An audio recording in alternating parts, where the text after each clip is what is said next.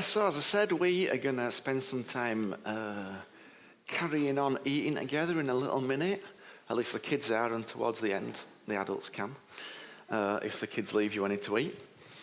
I want to launch from this verse this morning, Deuteronomy 30 and verse 19. Now choose life so that you may live. Choose life so that you may live. And of course, most of us, I'm sure, understand that there are consequences to our choices. But I'm really aware, as I just see the world, we live in a world where you can change your mind really easily. So we live in a world where it's very easy to order 4 items and just send the 3 back that you don't like, or order 2 pairs of shoes because you're not sure whether you want a 7 or an 8, or we kind of live in this world where it's just, you don't really have to make many definite choices because lots of times you can just change your mind quite easily. And it kind of seems to be, as a culture, it's increasingly okay to just change your mind or decide you're not doing this or not doing that, and like, that's all right. And I wonder if this ability and freedom in our culture to change our minds and our choices leads us to think that we can keep changing our minds and we can keep putting off decisions and it'll all be all right, which of course in one sense is true and in one sense is actually not true. Because every choice does actually have a consequence as to where we're going. And not every consequence can be undone by another choice later on. And I think the biggest question in our world right now is this. It's, do you want to live or do you want to survive? That's the question that I think God's asking lots of people right now. Do you want to live or do you want to survive? And we're going to talk about that in the coming weeks, but we're going to talk about it a little bit now. But before we talk about choices, I am going to open up my pick and mix shop.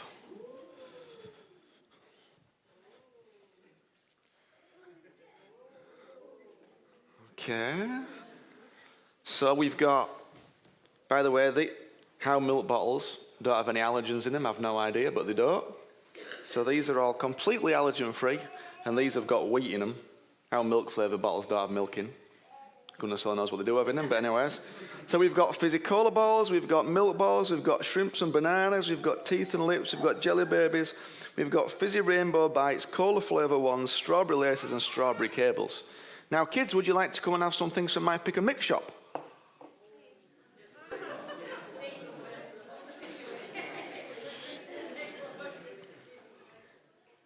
All right, so here's the deal, okay? Because I washed my hands earlier on, like a little bit ago. So if you tell me what you want, I'll put them in a cup for you, okay? And you can have either 10 small things or 5 big things. Okay. Some of them, you can have 2 of them, yeah. And 2 of them, yeah. 2 of them, yeah. Well, that's 6. Yeah. Okay, that's it. You're done then, sir. There you go. There's yours. You turn 16. Go sit down. Go on then. We'll have under 18s. Go on then. But you get to serve last. Ariella, what do you fancy, sweetheart? Okay, yeah, one of them. One of them. Some cola bottles, yeah. One of them, and one more choice left. One more choice left.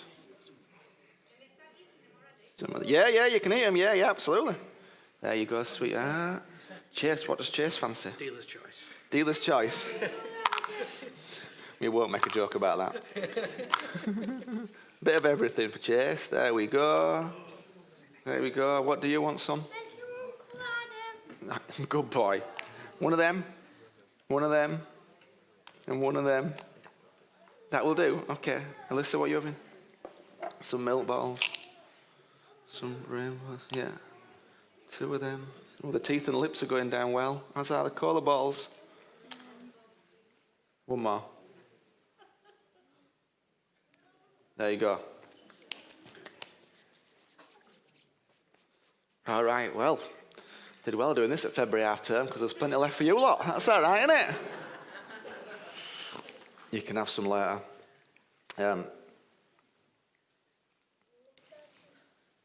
Except there's not. Hang on a minute. There's not many cola bottles left, so sorry if you like cola bottles. They're all gone. Oh, nearly all gone. Okay, now I was a very kind Uncle Adam because I let you pick whatever you wanted, didn't I? You could have had all cola bottles or all milk bottles or all whatever. But when I talked about this a little while ago, I pointed out that actually it doesn't really work like that with people. And it doesn't really work like that with Jesus.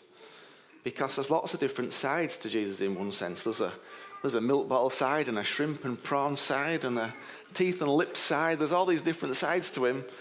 And Ollie, what's your full name, your big name? Ollie? Oliver Stephen Scott. Because I'm just having a Coca-Cola bottle. Oliver Stephen Scott. Ariella, what's your full name? Ariella Hadassah. Ooh, nice. Yeah. No, I like it. Ariella Hadassah Clifford. Has anybody got forenames? Who has? You have. What are yours? Stephen? Bonneville? Stephen Joe Bonneville Smith. It sounds like you should have been in Downton or something, to be honest. But Nigel, have you got a few names? Well, you've got two last names, you. I know, I'm reading. Yeah. Nigel Patrick Fawcett Jones. Nigel Patrick Fawcett Jones. There you go. Anybody else got four? Or have you just Luke? Abigail Ruth Elizabeth Schultz. Loic? Loic? Paul? Morris? That's not French. Maurice. Oh, Maurice. Oh, I thought you meant like M-O-R-R-I-S, but you mean M-A-U-R-I-C-E. Ah, Maurice. Ah, très bien. Maurice. I was like, you're not Scottish. Brilliant. Okay, so we all have various names, but when it comes to Jesus, this didn't work for me. There we go. He's got rather a lot. Imagine, come in, sir, sit down. Imagine having that on your birth certificate. Imagine having to start that one out. He's got all these names. Why am I talking about this? Oh, there we are, because we said, didn't we? Here's the thing, when it comes to Jesus, we seem to think we can pick the bits we like and leave the bits we don't. And that we can have the things we like. So if we don't like the fizzy ones, we can just have these ones, are we? But actually, you can't actually do that with Jesus. He is a whole person. And all about him is there. So I just really wanted to remind you again about this thought, that he comes as a whole package. If you would go to Jesus' pick and mix, he'd take one of everything, put it in a bag and give you it, and that'd be what you got. And then, of course, you'd have to decide whether you're going to eat them all or not. And I think that's what we do. You do really get one bag with all the different parts of him in, but we leave some of him in the bag because we don't perhaps appreciate that part or like that part. But in truth, to love him is to love every part of him and to embrace every part of him. Okay, so we'll leave this open later on for anybody who wants some. But in the meantime, I've got some cookies that I baked. Anybody want a cookie? You like cookies, son? All right, go sit down. We're going to bring you one in a minute. Sam, do you want a cookie? Yeah, you go have a cookie. Cookie? Cookie, there you go. Cookie boys, do you want to share one? You boys share a cookie. Thank you. There we go. Anybody else want a cookie that I made? There we go. Tuck in. Check out this for sermon preparation. I actually baked. Anybody want a cookie? Cookie, Mr. Moon? Nice chocolate chip cookie. You can share one. Have a go at them. Yeah, have a go. Yeah, of course you can. Of course you can. Go for it. Yeah, just one. You'll have a cookie. There you go. There you go. There you go. They look good, don't they? How are you enjoying my cookies? Are they all right? A little bit salty? A little bit.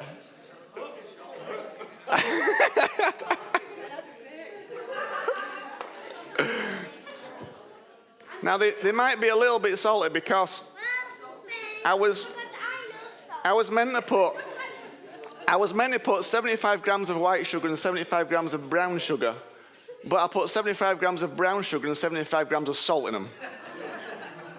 So they might not be the best cookies you've ever done. You don't have to eat it. You can just put it in bin. You can put it. Are you actually eating? You might need some water, sweetheart. You're going to drink all that. Oh, careful, don't drop it everywhere. All right, well, I'll tell you what, I've got something else for you. You might like this. I'll just get this out for you. It's a bit smelly, so. Oh, flipping heck. Oh. Anybody want a bit? I'll try a bit.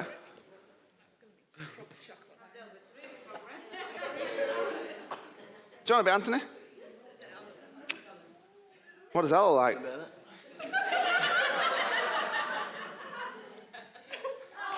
What do you think? You can eat it? Is it? It looks like poo. I know you've picked it up before, but as your mum told me. Or was that your brother who picked up yours? I don't know. One of you did it, didn't you? Yeah. Do you want to put it back? Or do you want to eat it? What do you think? You want... Really? Well, if you want to, go on, then have a try. Go on, have a try. No, keep it. Try it. Ariella, do you want some of my poo? You don't want any... You don't fancy? No, it's very nice, look. Oh, well. You want a bit of poo, Margaret? You want a bit of poo? There you go. It's delicious. A bit of poo, Phil? Yeah, why not? You have a bit of poo? It's lovely. Where is it? Oh, There's none left. there you go. Still not tried it yet. What do you think to my poo?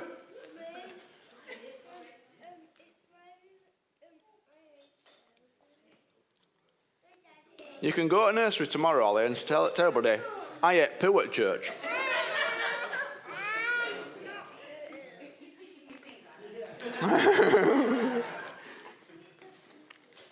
It's actually Aldi Mars bars, digestive biscuits and golden syrup. It's very nice. If a little bit disgusting. There is a point to all this, which I'll get to in a moment. Don't look.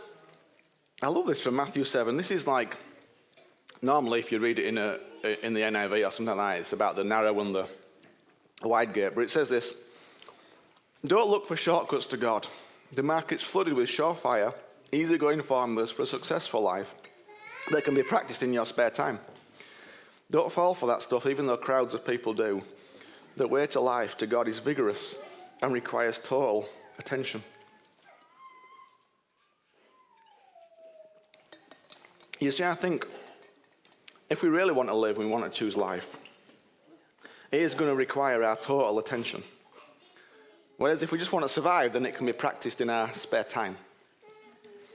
I actually think we're in a really serious moment right now, which is why I went with poo, anyways.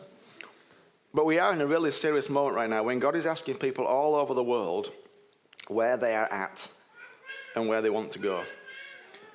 Are they up for a new era and all that means? Are they up for really wanting to live?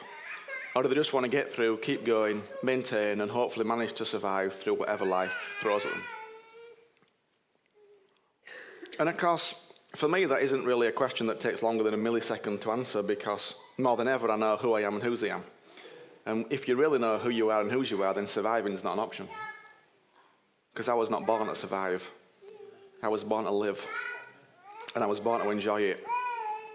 But of course, if I'm to live and thrive, then I best learn to listen to his voice and be willing to move when he says move.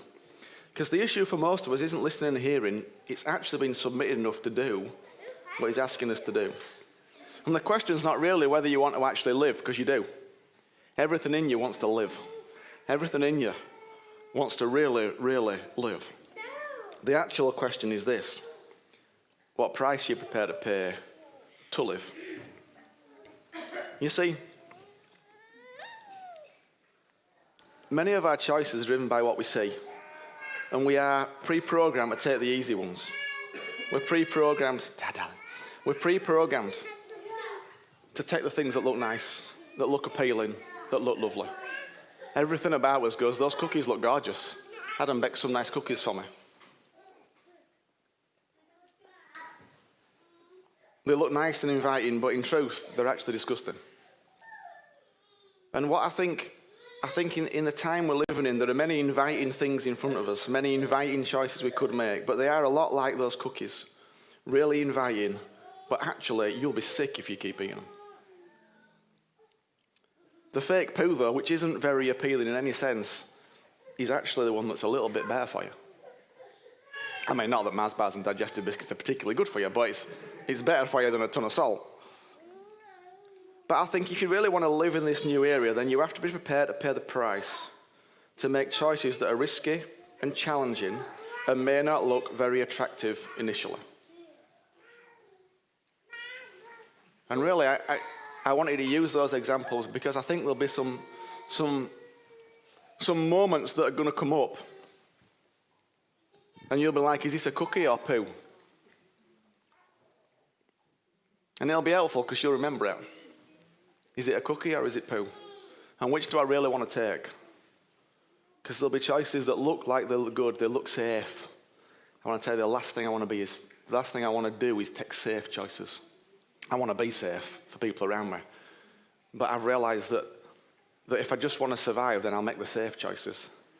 I'll make the ones that just maintain and keep me there. But if I want to live, then I'll have to take the seemingly harder choice that will bring me much more life in the end. And so really this morning, my challenge, if you like, is simply, okay, when you're thinking about things, is this a cookie or is it some fake poo? And which is actually going to bring me some more life?